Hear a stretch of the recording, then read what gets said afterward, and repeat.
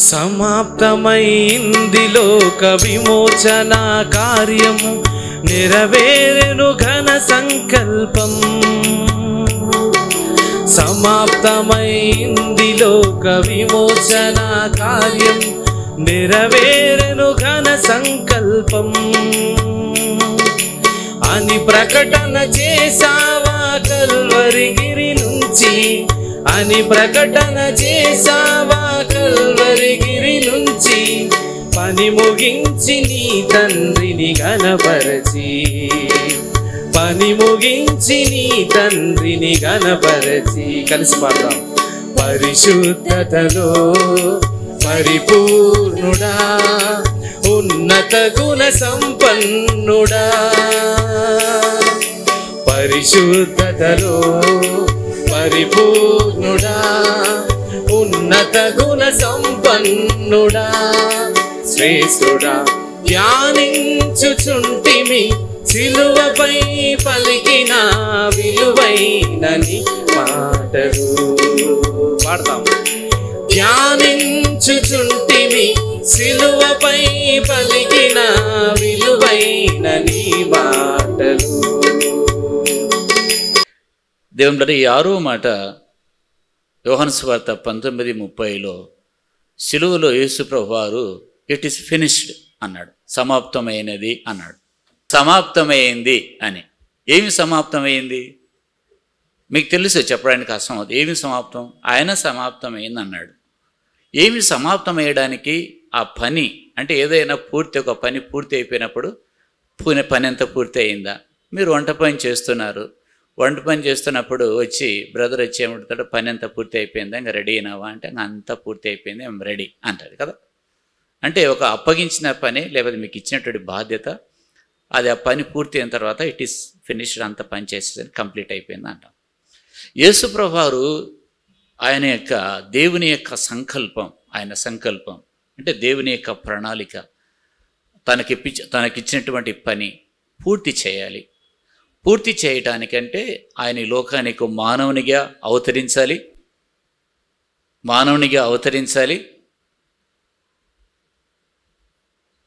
మానవుని యొక్క దోషమును, పాపమును, ఆ యొక్క విమోచన సంకల్పాన్ని పూర్తిగా నెరవేర్చడానికి ఆయన ఎన్ని శ్రమలు పొందాలి.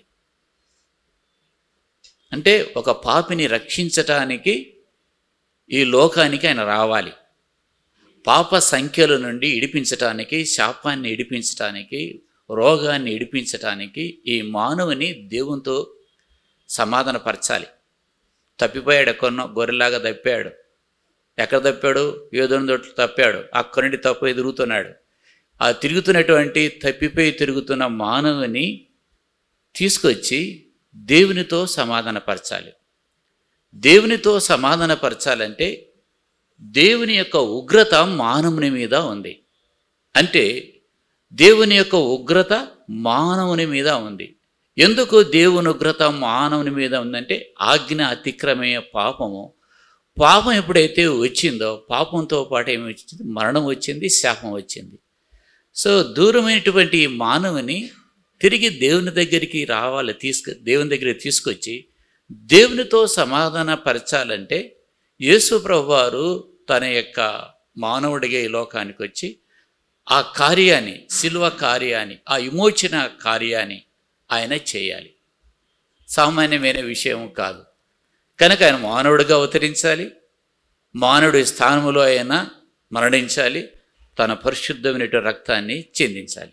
కనుక యేసు ప్రభువారు ఏం చేశారంటే దేవులారా, ఆయన తన బోధల ద్వారా అనేకులను ప్రభావితం చేస్తూ ఆయన సంపూర్ణ దేవుడిగా, సంపూర్ణ మానవుడిగా కనపరుచుకుంటూ పాపరహితుడిగా, పాపము లేనిటువంటి వాడుగా ఆయన జీవించి ఆయన మానవుని స్థానంలో, ఆ శిలువ మానవులో ఆయన ప్రాణం పెట్టాడు, రక్తం చెందించాడు. ఎప్పుడైతే తన ప్రాణం పెట్టి తన రక్తం చెందించాడో దేవుడు చేసిన ప్రతి ప్రణాళికను కూడా ఆయన తన పనిని కూడా పూర్తి చేశాడు. సాతాను యొక్క తలను చెదుకు తక్కాడు. ఇదిగో నీ ఇదిగో తప్పిపోయినటువంటి నీ బిడ్డలను ప్రభువా నీ చేతిలో పెడుతున్న నా తండ్రి అని నీవిచ్చిన మరి నేను సంపూర్తిగా నెరవేర్చానని తండ్రిని ఘనపరిచాడు. కనుక మనకేంటి ఈ మాటను బట్టి అంటే మనం ఏం చేయాలి అనేదాన్ని. ఈ లోకానికి ఆయన వచ్చాడు, నీకోసం ప్రాణం పెట్టాడు, చనిపోయాడు, తిరిగి లేచాడు, వెళ్ళాడు. నీకు ఒక పని అప్పగించాడు బిడ్డ, నీకు ఒక పని అప్పగించాడు. ఏం అప్పగించాడంటే నీ మీద ఆయన ఎక్స్పెక్టేషన్ పెట్టుకున్నాడు, ఆశ పెట్టుకున్నాడు. ఇదిగో నా తండ్రి నాకు అప్పగించిన పని నేను విధేయత కలిగి నేను సంపూర్ణంగా ఆ పని నెరవేర్చాను, శిలువలో నీకు ఒక పని అప్పగిస్తాను అని దేవుడు నీకు ఒక పని అప్పగించాడు. ఆ పని ఎలా చేస్తావు, ఎలా ముగిస్తావు? మీరు అనుకోవచ్చు, నాకేం అప్పగించాడు ఆయన పని, యేసుప్రభు నాకేం అప్పగించాడు ఆ పని. ఇప్పుడు మనకు చాలా ఈజీ. ఒక ఏటీఎం కార్డు ఇచ్చి బ్యాంక్కి వెళ్ళి ఇదిగో ఈ పిన్ నంబర్ చేసి నీ అన్ని డబ్బులు కావాలను తీసుకో అంటే అది మనకి ఈజీ కాదా? ఏటీఎం కార్డు ఇచ్చిరి, పిన్ నెంబర్ ఇచ్చిరి, ఎంత కావాలో అంత డబ్బులు డ్రా చేసుకో. ఎంత ఖర్చు అవుతుంది, నీకు ఏం అవసరమో రోజుకు డ్రా చేసుకో, ఎన్ని డబ్బులైనా డ్రా చేసుకో అని నీకు ఏటీఎం కార్డు ఇచ్చారు, పిన్ నెంబర్ ఇచ్చాడు మీ డాడీ, మీ అయ్యా. ఎట్లుంటుంది నీకు? ఎట్లుంటుంది? ఇంకా సంతోషం కాదు.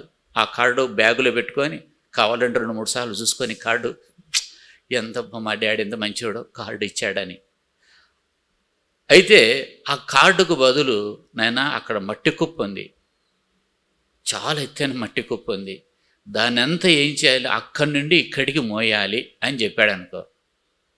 ఆ పని పూర్తి చేయాలి నాయనా అనుకో, ఆ పని పూర్తి చేయాలి నాయనా అని చెప్పాడు అనుకో. ఏం చేస్తావు? సనుక్కుంటూ గొనుక్కుంటూ పనులు లేరా, ఎవరు లేరా, నేనే దొరికినాను ఈ పనికి అని ఏం చేస్తాం? సనుగుతాం కదా. అయితే మనందరికీ అప్పగించిన పని ఈ వాక్యములు వివరించడానికి లేఖన భాగాలు ఎన్నో ఉన్నాయి, కానీ దేవుని ద్వారా నేను ఒకే విషయం చెప్తాను. దేవుడు నీ చేతిలో రక్షణ పాత్రను ఇచ్చాడు, రక్షణ ఇచ్చాడు. ఆ రక్షణ పోగొట్టకుండా భయముతో వణుకుతో నీ రక్షణ కొనసాగించాలి, రక్షణలో ఎదగాలి. దేవుడిని మీద ఎక్స్పెక్ట్ చేస్తున్నాడు, ఆత్మ వరాలతో ఆత్మ ఫలంతో ఫలించాలని. దేవుడు నీ గురించి ఎక్స్పెక్ట్ చేస్తున్నాడు, కొన్ని ఆత్మలు ఆయన దగ్గరికి తీసుకురావాలని. చివరికి నువ్వు కూడా నీ యాత్రలో ప్రభువా నా జీవితకాలం అంతా ఎంతో నమ్మకంగా జీవించాను, నువ్వు నాకు అప్పగించిన పని పూర్తి చేశాను, ఎస్ అని ధైర్యంగా నువ్వు చెప్పగలవు. ఆయన ధైర్యంగా చెప్పాడు చివరి క్షణంలో.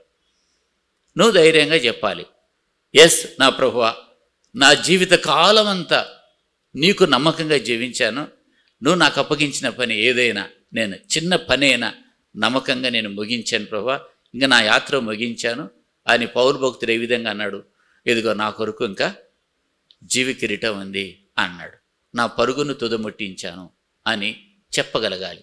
కనుక యేసు ప్రభువారు ఆయన చెప్పగలిగాడు. విమోచన కార్యంలో విమోచన కార్యంలో ఆయన తన యొక్క ఆ కార్యాన్ని ముగించాడు, తండ్రిని ఘనపరిచాడు. మన జీవితంలో అదే గోల్ ఉండాలి. దేవుడి వాక్యం తెప్పించిన గాక ఆమేన్.